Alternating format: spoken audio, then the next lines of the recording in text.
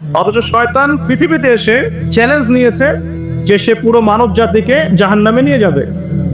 আর আল্লাহ পাক বলছেন, আমার মুখলেস বান্দাদের তুমি কোনো ক্ষতি করতে পারবে না। আবার শয়তান চ্যালেঞ্জ করছে, আমি ডান দিক থেকে আসবো, বাম দিক থেকে আসবো, সামন থেকে আসবো, পিছন থেকে আসবো, ওয়ালা তাজিদু আকসারহুম শাকিরিন।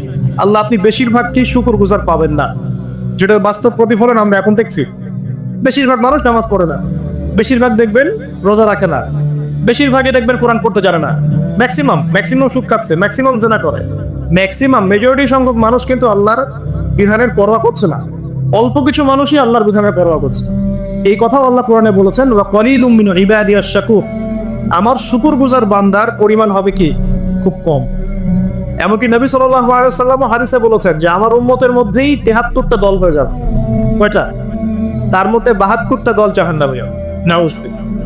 আর মাত্র একটা দল যাবে জান্নাতে, যার ব্যাপারে নবীজি বলছেন, মা আনা আলাইহি ওয়া আসহাবি। আমি যার উপরে আছি এবং আমার সাহাবীরা যার উপরে আছে। মানে পৃথিবীর যে কোনো জায়গার মানুষ, যে কোনো দেশ, যে কোনো ভাষা, যে কোনো রং, বর্ণ ইত্যাদি, তার ঈমান, তার আকীদা, তার আমল যদি নবী এবং সাহাবীদের সাথে মিলে যায়, ইনশাআল্লাহ তাআলা সে জান্নাতে যাবে।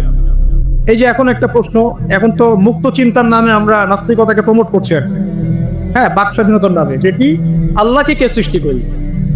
আল্লাহ যদি সব সৃষ্টি করে থাকে, নাউজুবিল্লাহ, আল্লাহকে কে সৃষ্টি করবে? আল্লাহকে যদি কেউ সৃষ্টি করে থাকে তাহলে সে তো আল্লাহর স্রষ্টা হয়ে যাবে, তাই নয় কি? নাউজুবিল্লাহ। তাহলে এভাবে পিছনে যেতে যেতে একটা জায়গায় শেষ হতে হবে।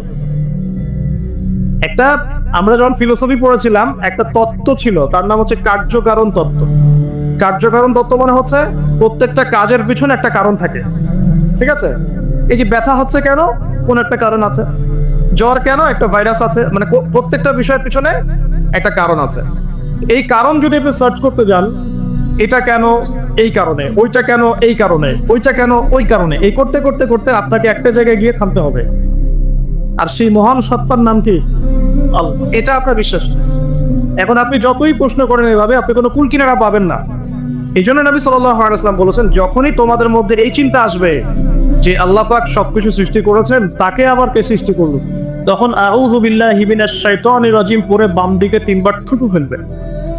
তাহলে শয়তানের ওয়াসওয়াসা তোমার মধ্য থেকে কেটে যাবে, কারণ শয়তান এই চিন্তাটা তোমার মধ্যে দিয়েছে। যেই শয়তান এই চিন্তা আপনার মধ্যে দিয়েছে, ওই শয়তান কিন্তু নাস্তিক নয়। আমি কোরআন থেকে প্রমাণ করছি, শয়তান কিন্তু আস্তিক। যখন শয়তানকে বের করে দেওয়া হচ্ছে জান্নাত থেকে, ওই যে সেজদা না করার কারণে, শয়তান বলেছে, রব্বি আনজিরনি ইলা ইয়াউমি ইউবআসুন। শয়তান আল্লাহকে বলছে, রব্বি, হে আমার রব, আনসিরনি, আমাকে অবকাশ দিন, ইলা ইয়াউমি ইউবআসুন, সেই দিন পর্যন্ত যেদিন সবাইকে পুনরুত্থিত করা হবে। মানে এখানে শয়তান আল্লাহকে রব বলে ডাকছে, বুঝতে পারছেন না? শয়তান আল্লাহকে বলছেন, রব্বি, হে আমার রব। শয়তান কি আস্তিক না নাস্তিক? অথচ শয়তান পৃথিবীতে এসে চ্যালেঞ্জ নিয়েছে যে সে পুরো মানব জাতিকে জাহান্নামে নিয়ে যাবে। আর আল্লাহ পাক বলছেন, আমার মুখলেস বান্দাদের তুমি কোনো ক্ষতি করতে পারবে না। আবার শয়তান চ্যালেঞ্জ করছে, আমি ডান দিক থেকে আসবো, বাম দিক থেকে আসবো, সামন থেকে আসবো, পিছন থেকে আসবো, ওয়ালা তাজিদু আকসারহুম শাকিরিন।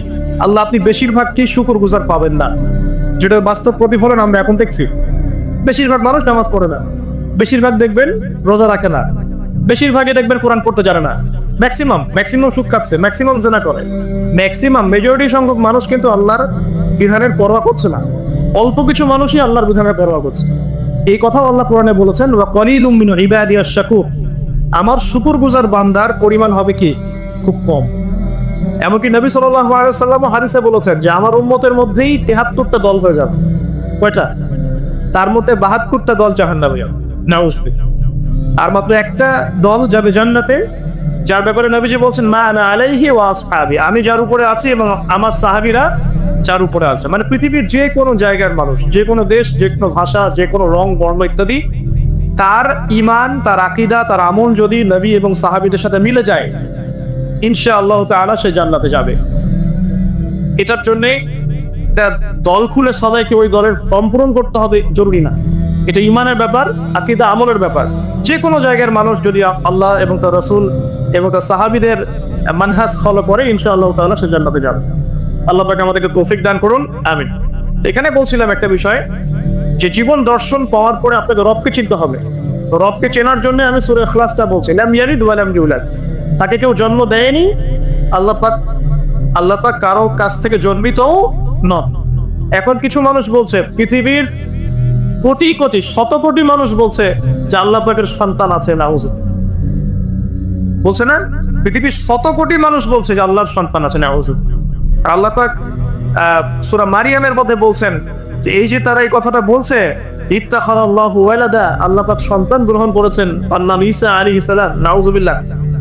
আল্লাহ বলছেন এই কথাটা যখন আসমানে উঠে, আমরা যখন কথা বলি তখন কথাগুলো বায়ুমণ্ডলে ছড়িয়ে পড়ে না? এই কথা যখন বায়ুমণ্ডলে ছড়িয়ে পড়ে, আসমানের দিকে ওঠে, তখন আসমান এবং জমিন লজ্জায়, অপমানে, কষ্টে ফেটে পড়তে চায় যখন এই কথাটা মানুষ বলে, ইত্তাখাযাল্লাহু ওয়ালাদা, নাউজুবিল্লাহ। তো দেখুন, বেশিরভাগ মানুষ কিন্তু বলছে যে আল্লাহর সন্তান আছে, নাউজুবিল্লাহ। আবার ইহুদি যারা, তারা বলছে ওযায়ের আলাইহিস সালাম আল্লাহর পুত্র, নাউজুবিল্লাহ। খ্রিস্টানরা বলছে ঈসা ইবনে মারিয়াম আল্লাহর পুত্র, নাউজুবিল্লাহ। এখন আমরা যাতে কথা বলি না যে বেশিরভাগ মানুষ যা বলবে সেটাই সঠিক, তাহলে কি এই বেশিরভাগ মানুষ যে বলছে আল্লাহর সন্তান আছে এটা সঠিক? তার এখানে কিন্তু এই কনসেপ্টটা ঠিকছে না। বেশিরভাগ মানুষ যা বলবে তা সঠিক হবে তখনই যখন তাদের কথা কোরআন সুন্নাহর মানদণ্ড হবে। যদি বেশিরভাগ মানুষ বলে হ্যাঁ সুদ হারাম, অবশ্যই হারাম, বিকজ কোরআন সুন্নাহ এটা হারাম করেছে। যদি বেশিরভাগ মানুষ বলে সুদ হালাল, আপনি কি করবেন? মানবেন? যদি বেশিরভাগ মানুষ বলে মদ হালাল, জিনা হালাল, তাহলে এই যে একটা কনসেপ্ট চালু হয়ে গেছে আমাদের মধ্যে, এটা কিন্তু ডেমোক্রেসি না, এটা ডেমোক্রেসির ভুল ব্যাখ্যা। হ্যাঁ, বেশিরভাগ মানুষ এর কথা মতামত কখন গ্রহণযোগ্য হবে? যখন সেটা আল্লাহ পাকের ঐশী গ্রন্থের আলোকে হবে, তখন অবশ্যই নিঃসন্দেহে এটা গ্রহণযোগ্য হবে। কিন্তু যদি বেশিরভাগ মানুষ আল্লাহ এবং তার রাসূলের বিধানের বাইরে কথা বলে, হালাল করে দেয় মদকে, জেনাকে হালাল করে দেয়, আপনার যে পর্নোগ্রাফিকে হালাল করে দেয়, সুদকে হালাল করে দেয়, তাহলে কি আপনার হালাল মেনে নিতে? যদি মেনে নেন তখন কিন্তু আপনি আল্লাহ পাকের সাথে শিরক করলেন। এটা সূরা তাওবার 31 নম্বর আয়াতে পড়ে দেখবেন। লাম ইয়ালিদ ওয়া লাম ইউলাদ, আল্লাহ পাক কাউকে জন্ম দেননি, কারো কাছ থেকে জন্মিতও নন। ওয়া লাম ইয়াকুল লাহু কুফুয়ান আহাদ, এটা আরো ম্যাসিভ। আল্লাহ পাকের সমতুল্য কিচ্ছু নাই। মানে কোনো কিছু যদি আপনার চিন্তায়ও আসে যে এটা আল্লাহর সমকক্ষ হতে পারে, নাউজুবিল্লাহ, সাথে সাথে ওই কনসেপ্টটা বাতিল করতে হবে, কারণ আল্লাহ পাকের সমকক্ষ কিছু হতেই পারে না। কিছু মানুষ আছে মুসলিমদের মধ্যেও দেখা যায় যে আল্লাহ পাকের গুণ এবং আসমা ও সিফাতগুলোকে মানুষের সাথে তুলনা করছে না? অনেকেই বলেছে যে আল্লাহ পাকের হাত এই যে আমাদের হাতের মতো, নাউজুবিল্লাহ, এইসব কথা বলা যাবে না। অনেকে বলেছে আল্লাহ পাকের পা মানুষের পায়ের মতো, আল্লাহ পাকের চেহারা মানুষের চেহারার মতো। অনেক ফিলোসফিক্যাল বই আমরা পড়েছি, এগুলোতে অনেক মানুষ এই কথাগুলো লিখেছে, এগুলো সম্পূর্ণ বাতিল। লাইসা কামিসলিহি শাই, আল্লাহ পাকের মতো কিছুই নাই, কোনো কিছুই তার সাথে সাদৃশ্য হওয়ার যোগ্য নয়। এখানে যদি কোনো মুসলিম এরকম আকীদা পোষণ করে থাকে, এটাও একটা বাতিল আকীদা হবে। সামনে আসেন, আল্লাহকে চিনতে হলে আপনাকে একটা আয়াত আমি শোনাচ্ছি, ইনশাআল্লাহ এটা যথেষ্ট হবে। আল্লাহ রাব্বুল আলামিন বলছেন, আল্লাহ পাক, লা ইলাহা ইল্লাহু, আল্লাহ পাক তিনি, যিনি ছাড়া কোনো ইলাহ নাই। আল্লাহু লা ইলাহা ইল্লাহু আল হাইয়ুল কাইয়ুম, তিনি হাই এবং কাইয়ুম, হাইয়ুন কাইয়ুম, চিরঞ্জীব, চিরস্থায়ী। চিরঞ্জীব মানে কি? মানে যখন কিছু ছিল না আল্লাহ পাক ছিলেন, যখন কিছু থাকবে না আল্লাহ পাক থাকবেন। সময়ের ঊর্ধ্বে আল্লাহ রাব্বুল আলামিন, সময়ের চেয়ে অনেক ঊর্ধ্বে, বরং সময় তো আমরাই সৃষ্টি করেছেন, আর আমরা সবাই সময়ের মধ্যে পড়ে আছি।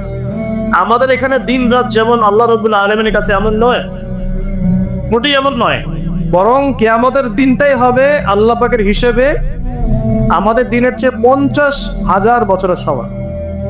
তাহলে এই সময়ের যে একটা আমরা গোলক ধাঁধায় পড়ে আছি, এক একটা গ্রহের সময় এক এক রকম, এক একটা গ্যালাক্সিতে সময় এক এক রকম।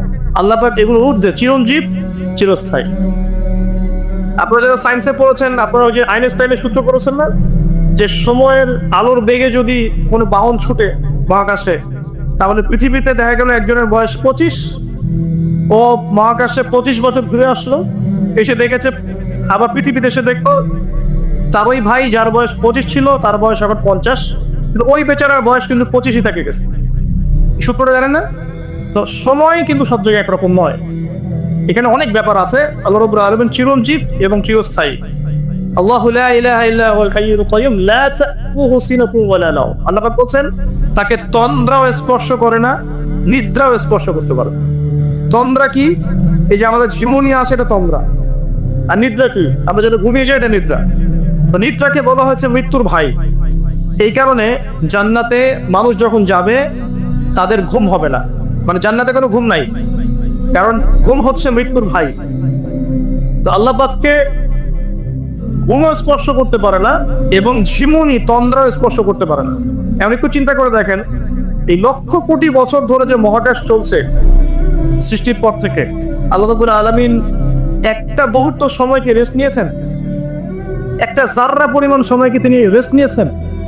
তার সেই মহান সত্তা যিনি এক জাররা পরিমাণ সময়ও তার ক্লান্তি বোধ হয় না, তার কোনো ঘুম আসে না, তার কোনো তন্দ্রা স্পর্শ করে না।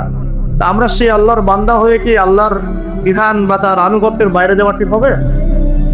এটা সহজ। আল্লাহকে চিনতে শিখুন। আল্লাহ পাককে, আল্লাহ রাব্বুল আলামিন তো এমন একজন সত্তা যে আপনি সারাটা জীবন আল্লাহর বিপক্ষে চলেছেন, আজকে 2 রাকাত নামাজ করে দিলে তওবা করে ফিরে আসেন, ইমিডিয়েটলি আল্লাহ পাক আপনাকে মাফ করতে পারেন। আবার আপনি সারা জীবন ভালো কাজ করেছেন, শেষে কি এমন একটা কথা বললেন, এমন একটা কাজ করলেন, হতে পারে সেই কাজের জন্য আল্লাহ না করুক আপনার জাহান্নামের ফয়সালা হয়ে যেতে পারে। নাউযুবিল্লাহ। আল্লাহকে চিনতে শিখুন। ইরে আর রাজ্জাক, আপনি রিজিক দেন, জন্ম দিয়েছেন, সৃষ্টি করেছেন, পরিণত করেছেন, আমাদেরকে আকৃতি দিয়েছেন, আমাদের জান, আমাদের মাল, আমাদের ইজ্জত, সম্মান, পরিবার, প্রতিপত্তি, সবকিছুর মালিক কে? সবকিছুর মালিক আল্লাহ রাব্বুল আলামিন। এই কনসেপ্ট যার মনে ক্লিয়ার, ইনশাআল্লাহ তাআলা তার মনে লা ইলাহা ইল্লাল্লাহ ঠিক আছে। আর যার মনের মধ্যে লা ইলাহা ইল্লাল্লাহ ঠিক আছে, ইনশাআল্লাহ সে একদিন না একদিন জান্নাতে যাবে ইনশাআল্লাহ। আসুন সামনে যাই। লা তা'খুযুহু সিনাতুন ওয়া লা নাওম লাহু মা ফিস সামাওয়াতি ওয়া মা ফিল আরদ। আসমান সমূহ, এখানে আসমান একটা আসমান বলা হয়নি, পুরো আসমান সমূহ এবং এই জমিনে যা কিছু আছে সবকিছু কার? আসমান সমূহটা বোঝেন। একদিন বলেছিলাম একটা এক্সাম্পল, যে এই পুরো মহাবিশ্বে পৃথিবীর অবস্থানটা কতটুকু। একটা সমুদ্রের কিনারায় যখন আপনি হাঁটবেন, বা আপনাদের যেখানে কি নদী আছে, বালাসী আছে, ওই চরের মধ্যেই মনে করেন আপনি হাঁটছেন, ওই চরের মধ্যে একটা বালুর কণার কি পরিমাণ দাম আছে বা কি পরিমাণ অবস্থান আছে? খুব বড় অবস্থান? অবস্থানই না। এই পুরো মহাবিশ্বে পৃথিবীর অবস্থান তার চাইতেও কম। এই যে সৌরজগৎ দেখছেন, এই সৌরজগতের মধ্যে হাজারটা সৌরজগৎ মিলে একটা গ্যালাক্সি হয়, আর এই হাজার হাজার গ্যালাক্সি মিলে একটা আসমান হয়। এরকম করে 7 আসমান, তার উপরে কুরসি, তার উপরে মহাসাগর, তার উপরে আরশ, তার উপরে আল্লাহ রাব্বুল আলামিন। তাহলে চিন্তা করেন যে পৃথিবীতে একটা কতটুকু অবস্থান নিয়ে আছে। এই সমস্ত কিছু কার সৃষ্টি? আল্লাহ রাব্বুল আলামিন।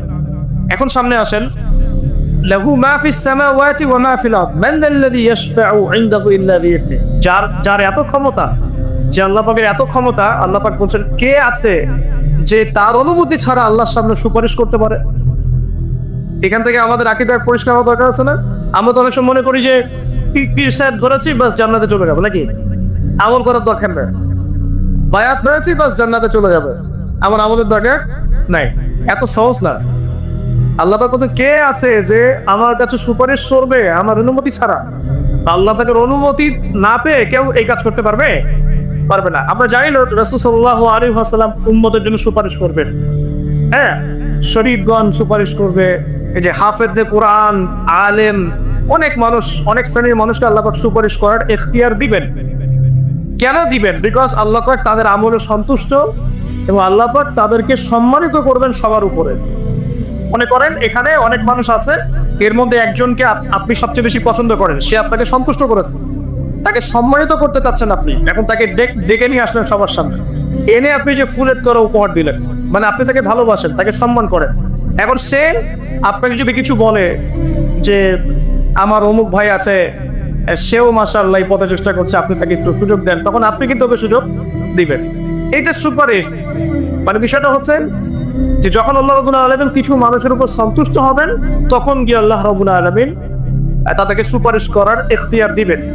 কিন্তু আল্লাহ পাকের অনুমতি ব্যতীত এই কাজটা কেউ করতে পারবে না। এটা আমাদের কনসেপ্ট ক্লিয়ার থাকা উচিত। মান যাল্লাযী ইয়াশফাউ ইনদাহু ইল্লা বিইذনিহি ইয়ালামু মা বাইনা আইদিহিম ওয়া মা খালফাহুম। আল্লাহ পাক সেই কর্তা আপনার রব সেই সত্তা যিনি সামনের এবং পিছনের খবর জানেন, মানে অতীত, বর্তমান, ভবিষ্যৎ সব জানেন। আদম আলাইহিস সালাম সৃষ্টি হওয়ার প্রথম দিন কি খেয়েছেন আল্লাহ পাক এখন জানেন। কথা বুঝতে পারছেন না? আমরা জানি কোন ইতিহাসের বই আমাদেরকে সলিউশন দিতে পারবে? জান্নাত জাহান্নামের ফয়সালা হয়ে যাওয়ার পরে, এটা বোঝেন, জান্নাত জাহান্নামের ফয়সালা হয়ে যাওয়ার পর জান্নাতীরা 100 কোটি বছর পরে কি খাবে, কি করবে, কি পড়বে, আল্লাহ পাক এই মুহূর্তে সেটা জানেন। ঠিক একইভাবে জাহান্নামীরা জাহান্নামে যাওয়ার 100 কোটি বছর পর তাদের কি আযাব হবে, কি পানিশমেন্ট দেওয়া হবে, ওদের অবস্থা কি হবে, আল্লাহ পাক এখনই সেটা দেখতে পারেন। তা আমরা তো আল্লাহকে চিনি না, এই কারণে আমরা আল্লাহর বিরোধিতা করি, তার নবীর বিরোধিতা করি, ইসলাম কোরআন হাদিসের বিরোধিতা করছি। আমরা তো আল্লাহকে চিনি না। আল্লাহ পাক বলছেন ইয়া'লামু মা বাইনা আইদিহিম ওয়া মা খালফাহুম, সামনে পিছনে যা আছে, অতীত, বর্তমান, ভবিষ্যৎ সব আল্লাহ পাক জানেন। ইয়া'লামু মা বাইনা আইদিহিম ওয়া মা খালফাহুম ওয়া লা ইউহিতুনা বিশাইইন মিন ইলমিহি ইল্লা বিমা শাআ। আল্লাহ পাকের যে মহা জ্ঞান, অসীম জ্ঞান, এই জ্ঞানটাকে কোনো কিছুই পরিব্যাপ্ত করতে পারে না। এই যে ইসলামের এগেইনস্টে যত প্রশ্ন করা হয়, আল্লাহকে কে সৃষ্টি করলো, ইসলামে ওই বিধান কেন, হ্যাঁ পর্দা কেন, কেন দেহবিবাহ, কেন এইটা, কেন সেইটা, এই যে যত প্রশ্ন এখন করা হয় মুক্ত চিন্তার নামে, এটার একমাত্র কারণ কি জানেন? একমাত্র কারণ জ্ঞানের স্বল্পতা। কারণ তাদের ক্ষুদ্র জ্ঞান আল্লাহ পাকের বিশাল জ্ঞানকে পেনিট্রেট করতে পারে না। এই কারণে ওদের কাছে মনে হয় এইটা কেন, ওইটা কেন, ওইটা।